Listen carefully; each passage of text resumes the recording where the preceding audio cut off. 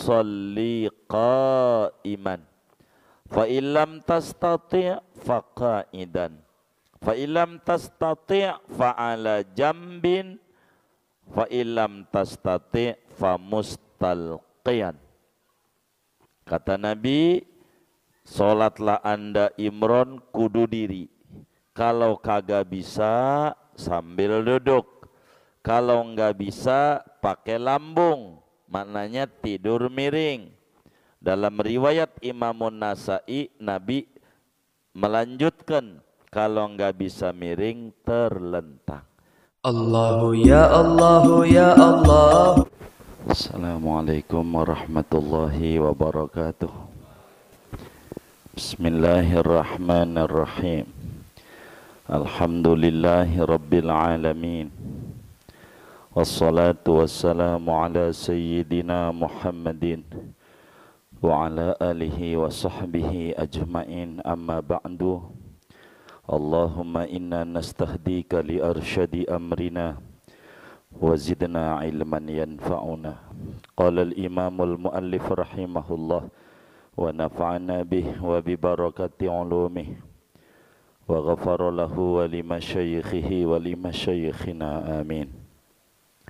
Qala syekhuna Far'un, qala syekhuna, berkata oleh guru besar kami Ibnu Hajar Al-Haytami, yajuzu limaridin amkanahul qiyamu bila masyaqqatin lawin farada la in shalla fi jama'atin illa ma'a julusin fi ba'diha as-salatu ma'ahum ma'al julusi fi ba'diha wa in kana al-afdalu al-infirada.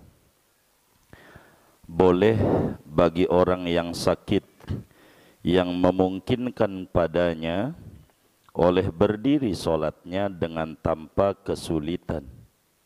Andai solat sendirian, tidak memungkinkan berdiri jika ia solat pada berjamaah, kecuali solatnya serta duduk pada sebagian solat. Boleh as-salatu, oleh solat, ma'ahum bersama jamaah, ma'al julusi fi ba'diha, disertai duduk pada sebagian solat. Wa in kanal afdalu al-infirada, meskipun adalah yang paling utama, yaitu solat sendirian.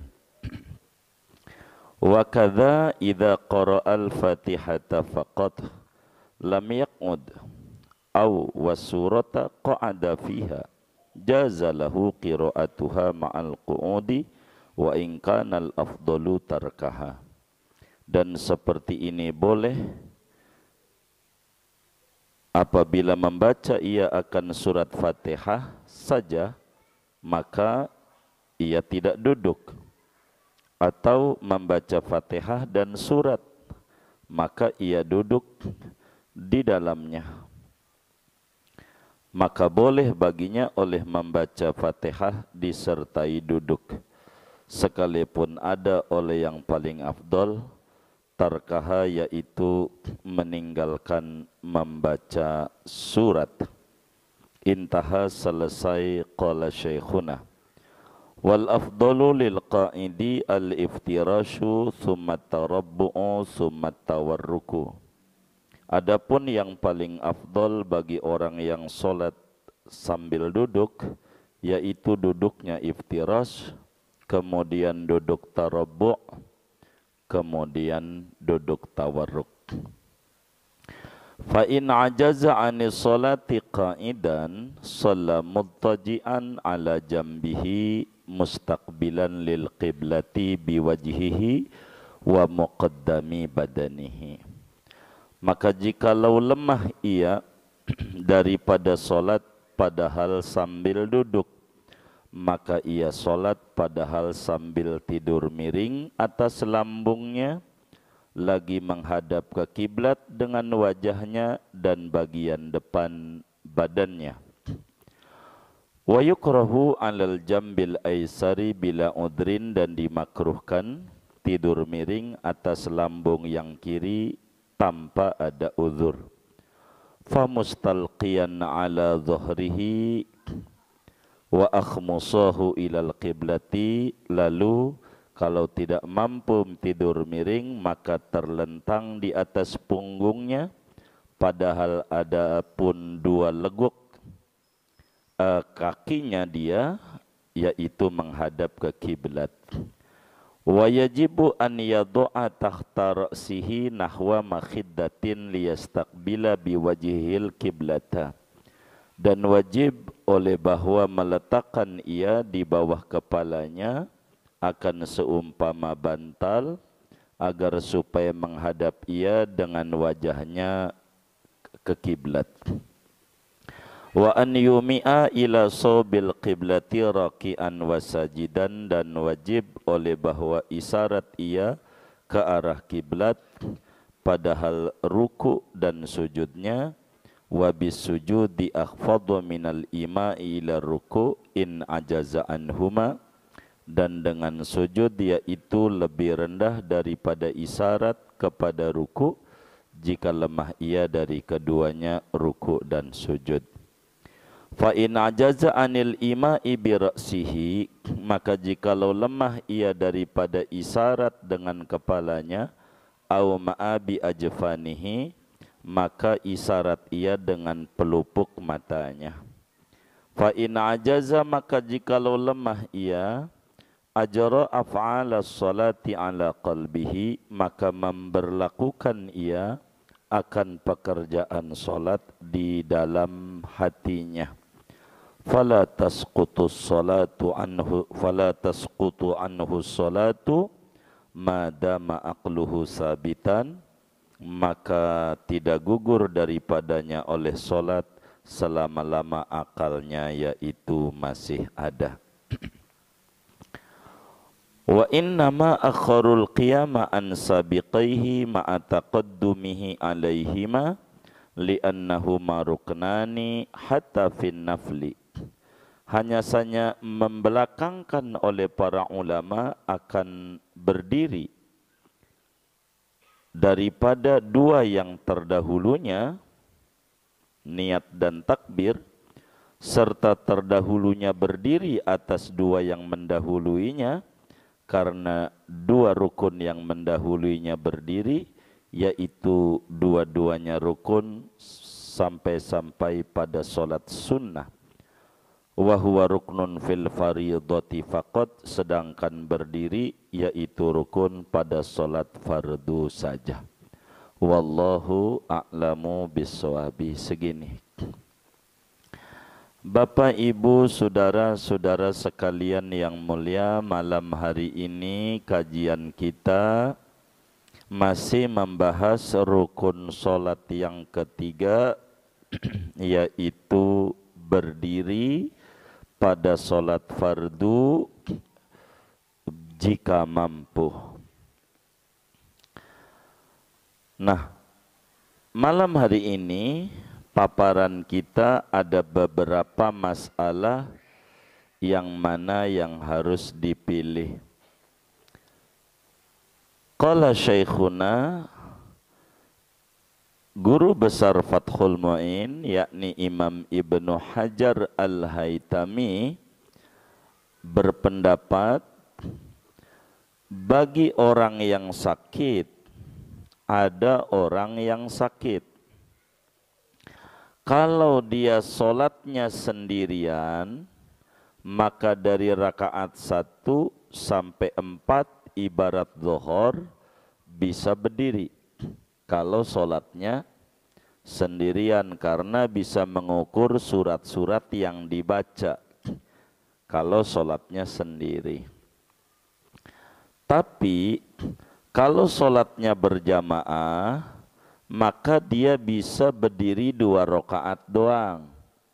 Jadi 1 dan 2 berdiri, 3 dan 4 sudah enggak kuat kakinya diri, solatnya sambil duduk.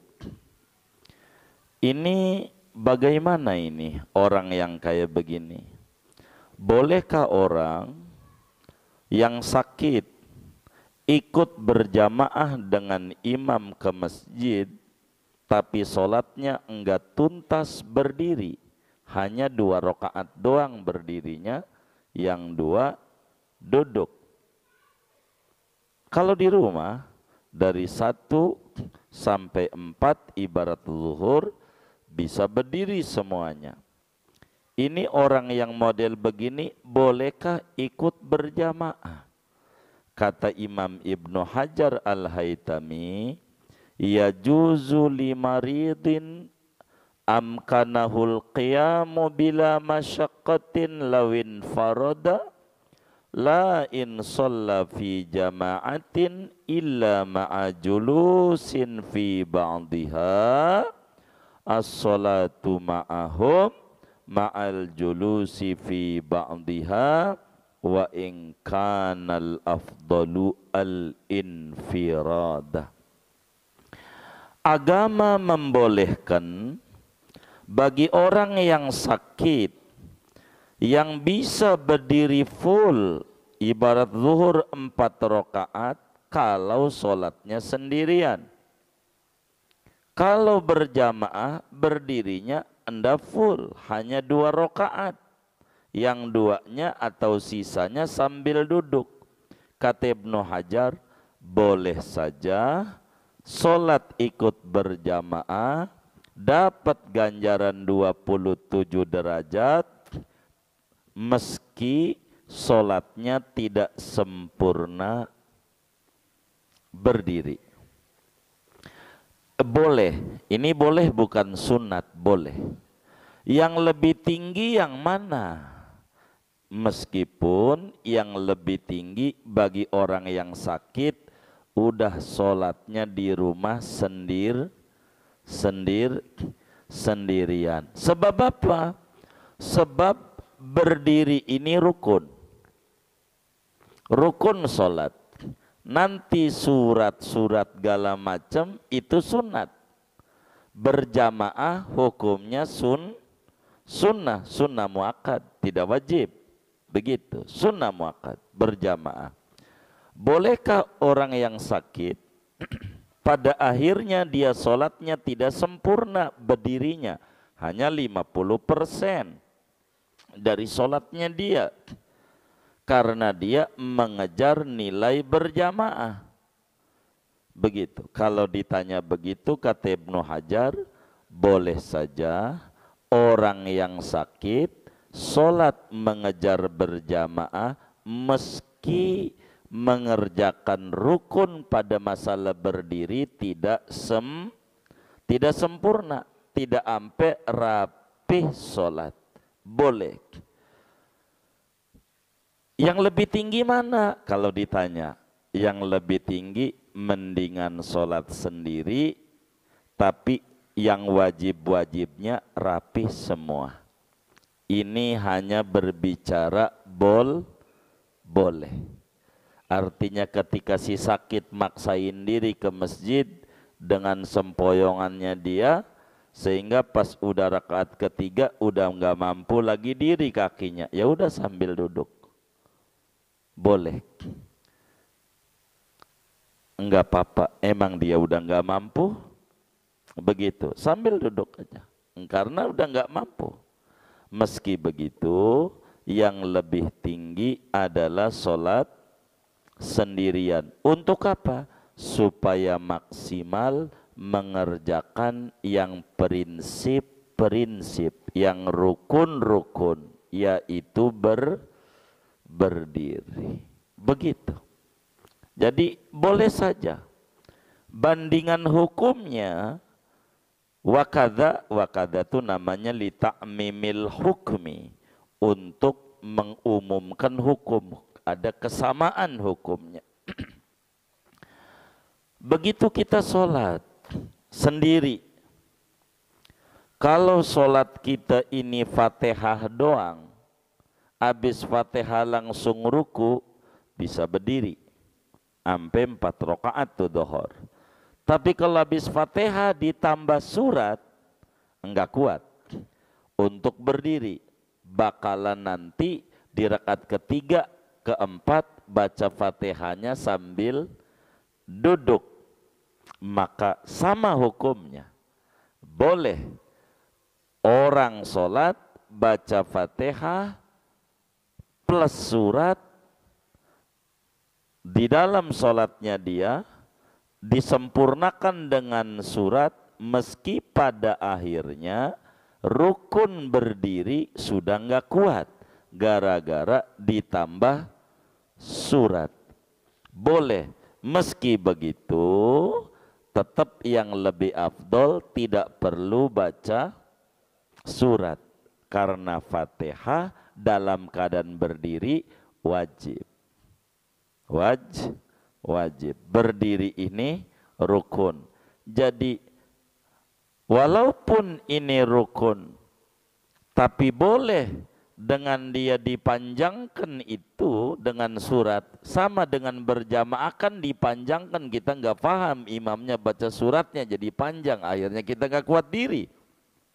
Boleh saja sholatnya sambil duduk demi mengejar ganjaran baca surat, boleh, tidak dilarang.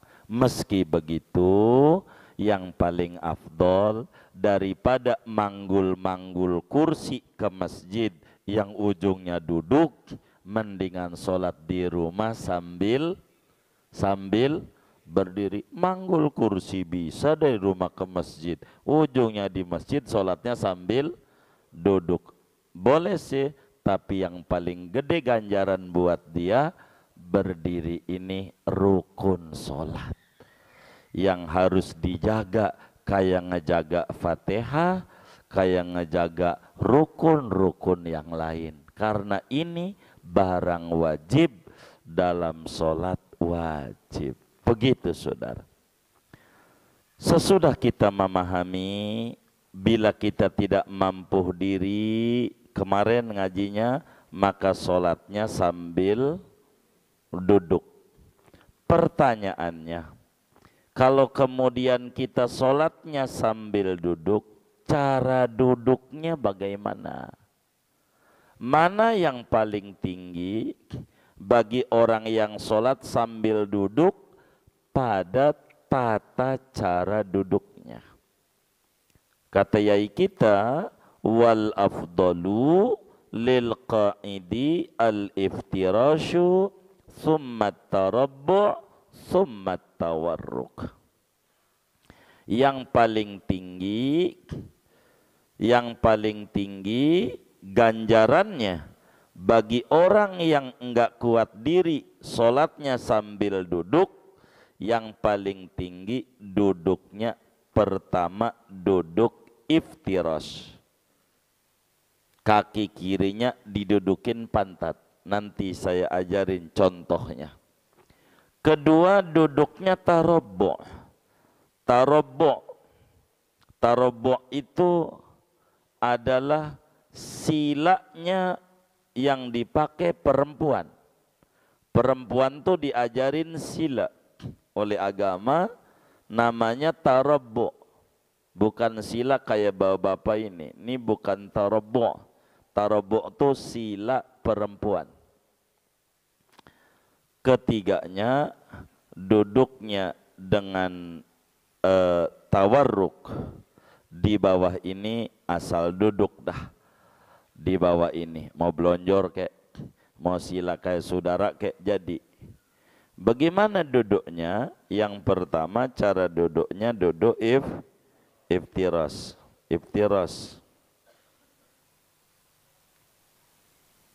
Duduk iftiras itu duduknya begini. Moga kelihatan, yang kelihatan diri. Salahnya dia duduknya sebelah miring ya kan. Nah ini namanya nih duduk iftiras. Kaki kiri didudukin pantat. Kaki kanan tuh. Ini namanya iftiras. Yang kedua tarabbu'. Nah tarabbu' saya harus ngunjukin, tapi saya nggak bisa ini tarabbu'.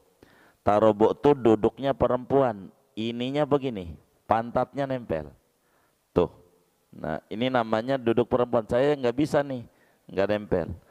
Ketiga duduknya tawarruk. Tawarruk tuh begini, pantatnya ditempelin di sejadah. Kaki kirinya selobogin di kanan.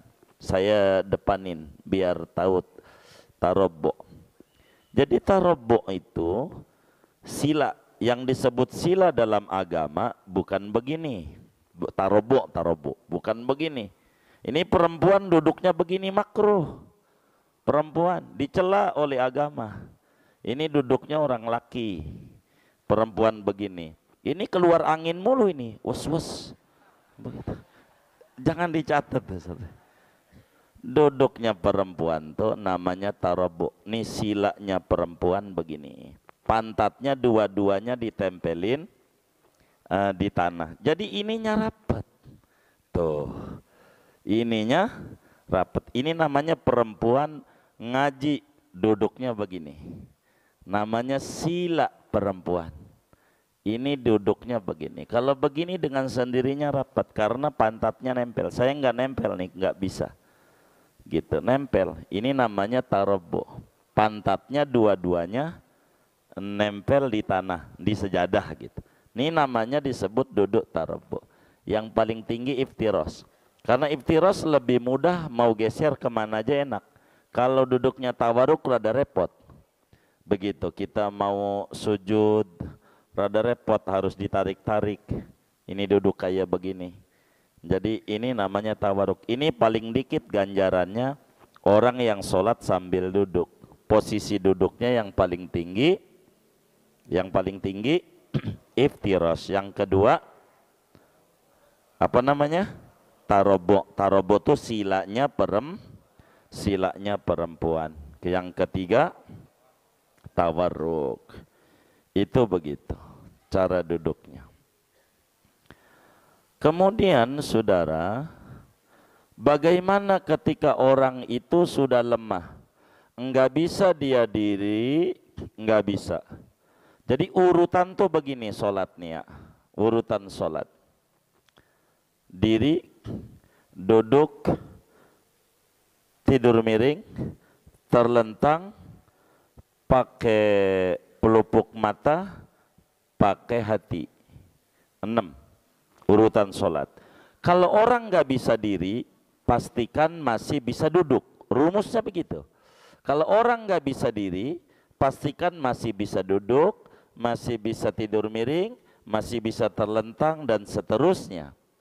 Begitu. Ini ada orang nggak bisa duduk, maka turun lagi.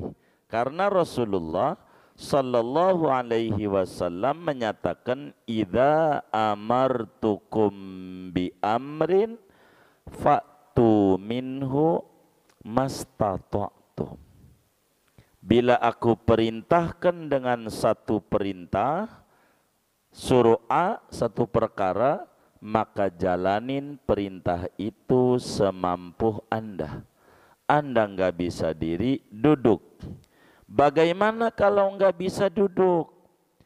Fa in ajaza anis sholati qa'idan shalla muttaji'an ala jambihi mustaqbilan lil qiblati biwajihi wa muqaddami badanihi.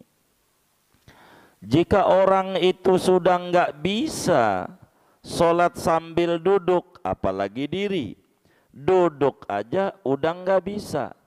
Bagaimana? Maka sholatnya diatur oleh agama. Saking pentingnya ini sholat, maka sholatnya sambil berbaring. Sambil berbaring. Terserah mau lambung kiri boleh, mau lambung kanan boleh. Yang penting prinsipnya berbaring. Hanya yang wajib kudu ngadep kiblat wajahnya dan bagian depan wajahnya supaya ngadep kiblat. Ini pokok. Wajah kudu ngadep kiblat, bagian depan badannya kudu ngadep kiblat. Masalah miring dia pakai lambung kiri. Kalau Indonesia ke utara silahkan, ke selatan silahkan, itu bebas-bebas saja. Boleh ke utara, boleh ke selatan. Begitu, pakai lambung kiri, pakai lambung kanan, boleh. Hanya yang paling tinggi ganjarannya pakai lambung kanan. Yang paling tinggi ganjarannya pakai lambung kanan. Kalau lambung kanan sudah tidak bisa, baru pakai lambung kiri. Kalau sengaja-ngaja pakai lambung kiri, padahal lambung kanan bisa, hukumnya makruh. Itu makna wa yukrahu alal jambil aisari bila udhrin. Hukumnya makruh bila sholat sambil miring pakai lambung kiri bila masih bisa lambung kanan. Dari mana dalilnya? Di dalam Sahihul Bukhari, Imamul Bukhari riwayatkan.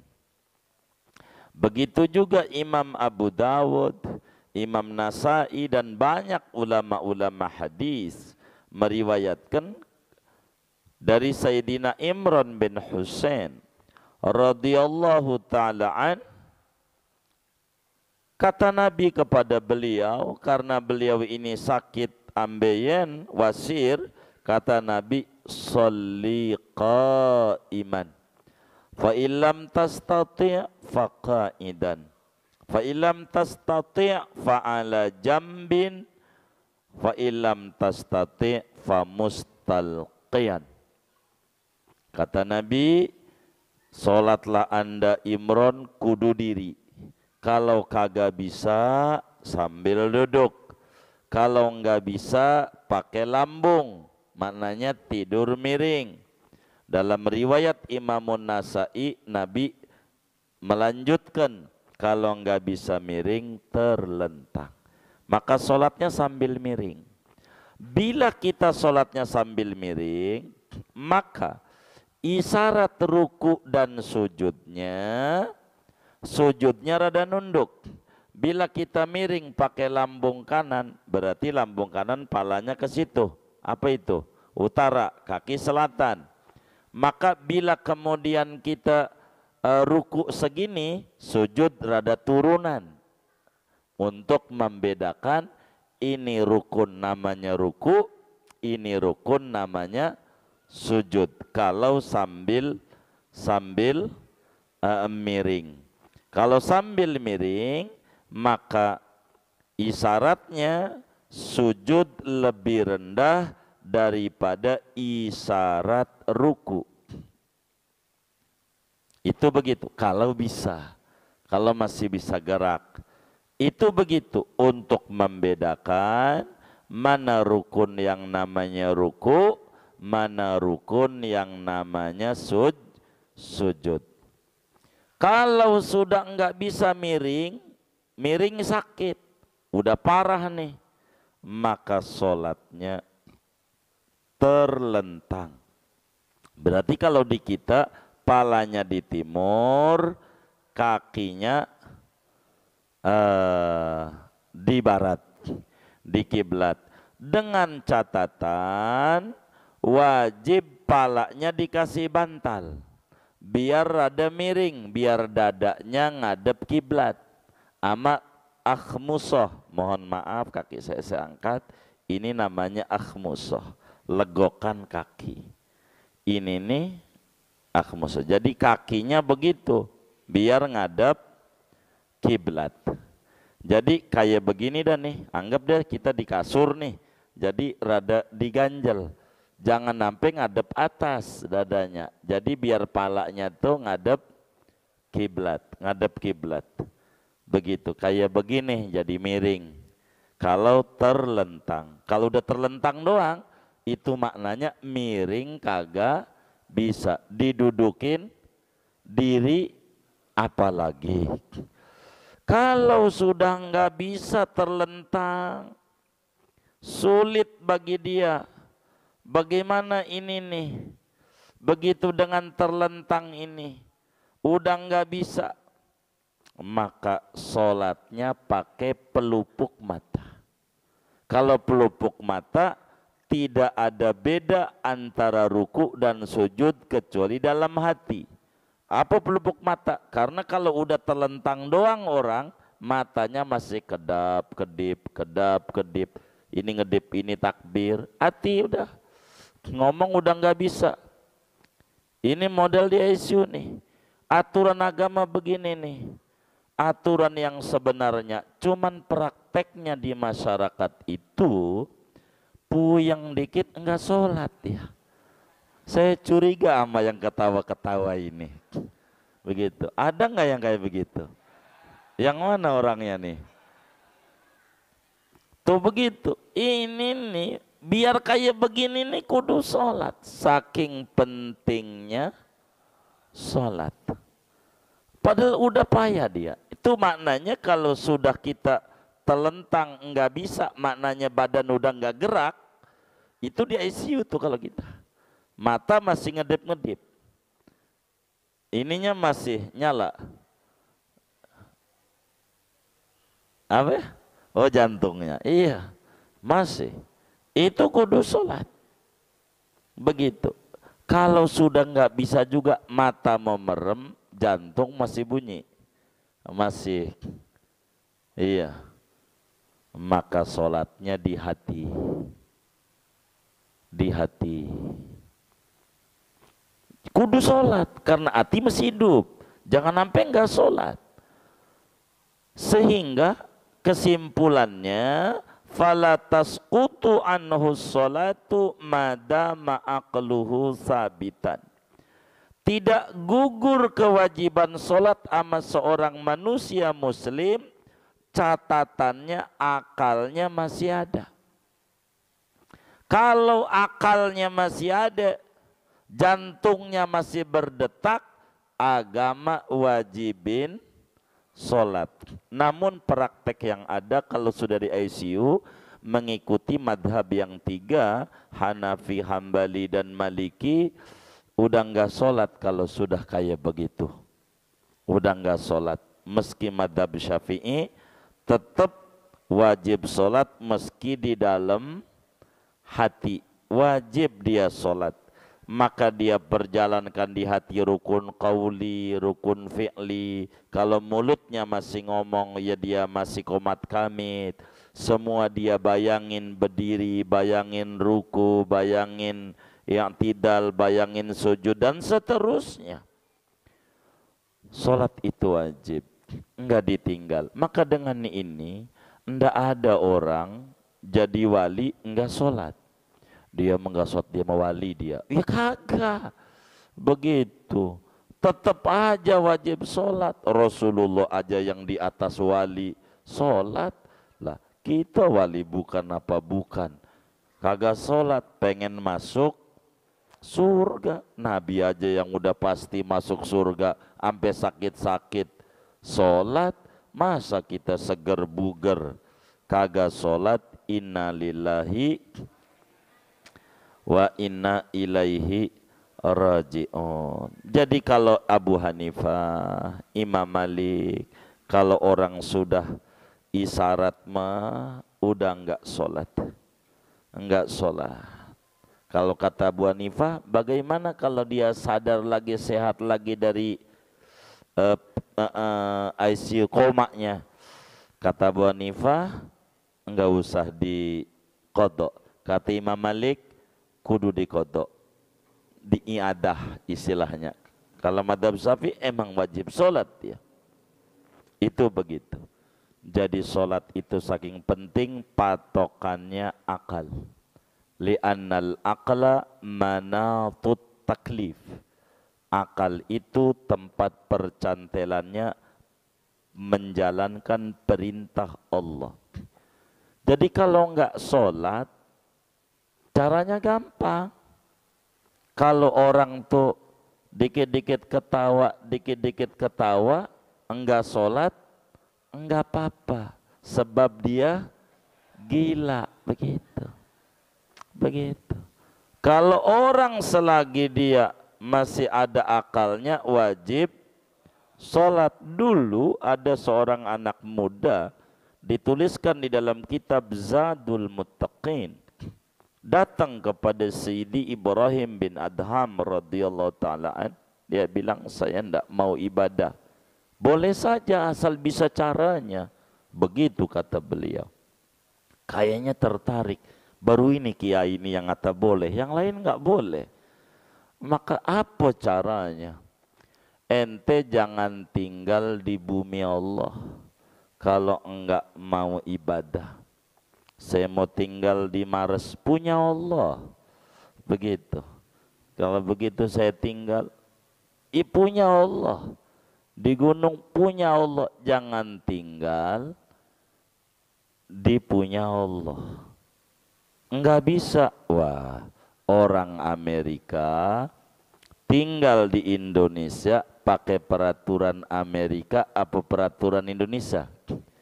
Kalau pakai peraturan Amerika bagaimana? Yang nggak bisa, sebab tinggal di negara bila kita tinggal di bumi Allah, jangan selagu-lagu kita, kudu ngikuti peraturan empunya bumi. Selagi akal masih ada, maka wajib sholat. Kalau pengen enggak sholat, tinggalnya di Grogol.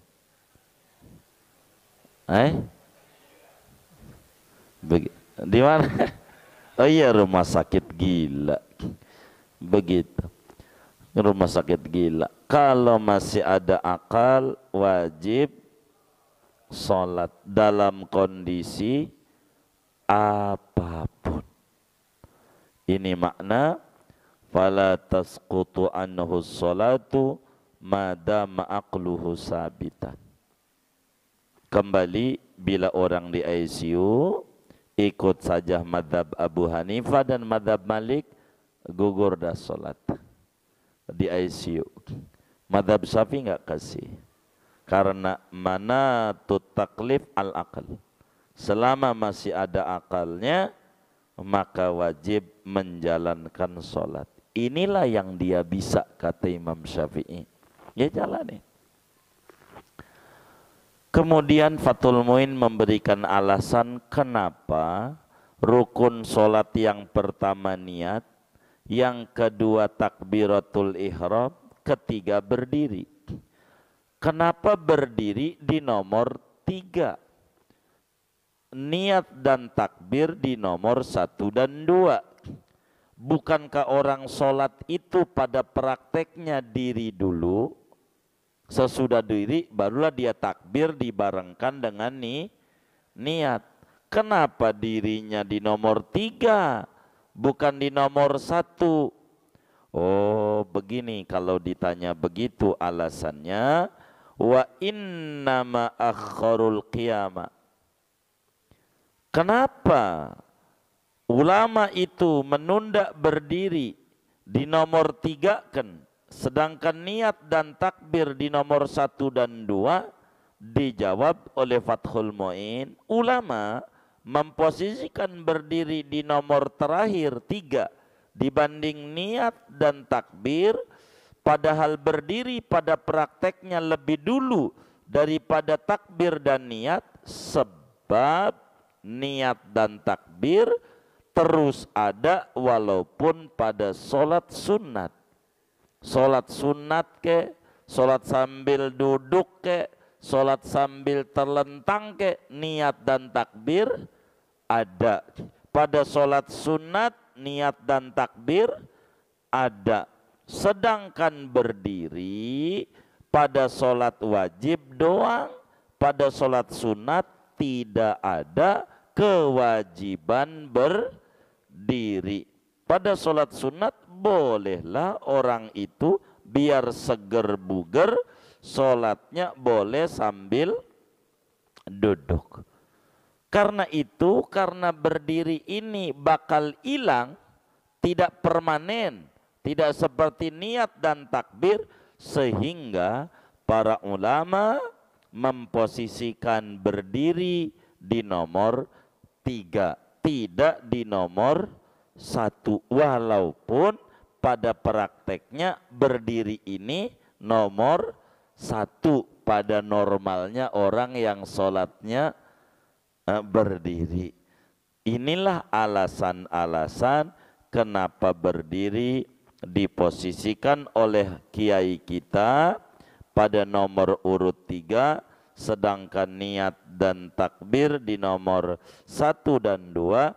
Alasannya sebab niat dan takbir bukan saja pada solat wajib, solat sunat juga kudu ada takbir dan niat ini kudu ada. Sedangkan berdiri merupakan kewajiban hanya pada solat wajib saja.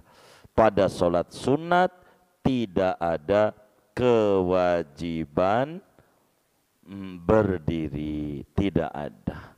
Boleh sambil duduk, nanti keterangannya lanjutannya, boleh sambil tidur miring. Nanti contoh-contohnya solat sambil sunat, sambil duduk dan sambil tidur miring, nanti dicontohkan pada pertemuan mendatang. Segini ajalah kajian kita.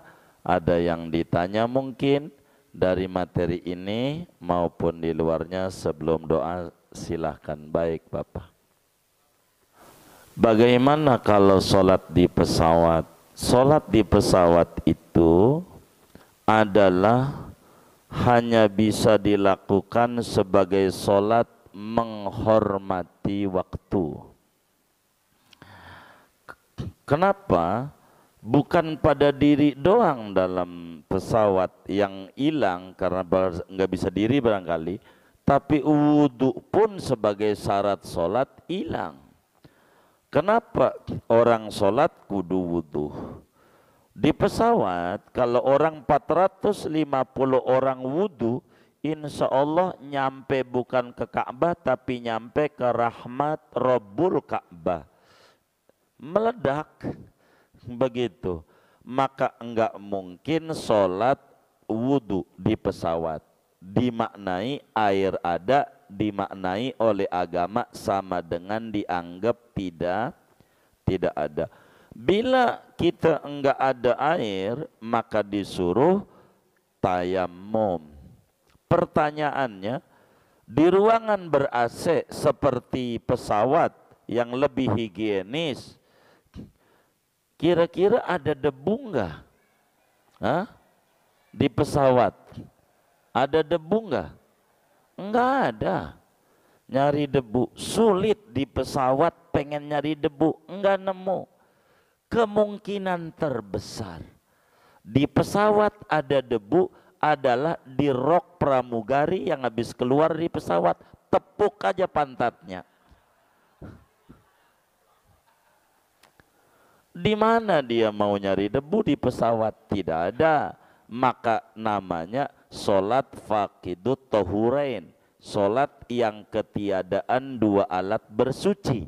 Artinya solatnya aja enggak pakai wudhu, enggak pakai tayam. Maka solat di pesawat ini namanya bahasa kampungnya solat-solatan. Solat sebisa dia sambil duduk begini, dia sholat, ruku biasa, begitu sujudnya rada turunan, begitu nanti sudah turun, diulang. Kalau udah turun, diulang, i'adah. Untuk apa ini sholat-sholatan yang menghormati waktu? Karena ada dua hubungannya. Ketika ketemu dohor, wajib sholat. Waktu sholat masuk, kewajibannya masuk, maka kita kudu sholat sebisa kita. Kenapa diulang? Karena kita sholatnya kurang persyaratan. Bukan saja enggak bisa diri, mungkin diri bisa kalau udah stabil. Kadang kalau SW itu ada ruangan di belakang. Tapi dia mau wudhu di mana, mau tayamum di mana. Kemudian ngadep kiblatnya. Karena kami pernah punya pengalaman. Satu kejadian tahun berapa ya? 2004. Kata kawan kita, saya bilang, ya dia kan ngotot pakai tayamum, pakai apa? Itu kan ada di TV-nya. Itu sholat ikut TV, ikut ulama. Itu mau ngapain? Nepuk-nepuk apa yang ditepuk, kagak ada apa-apa. Jadi wudhu, kata dia, nanti pulang.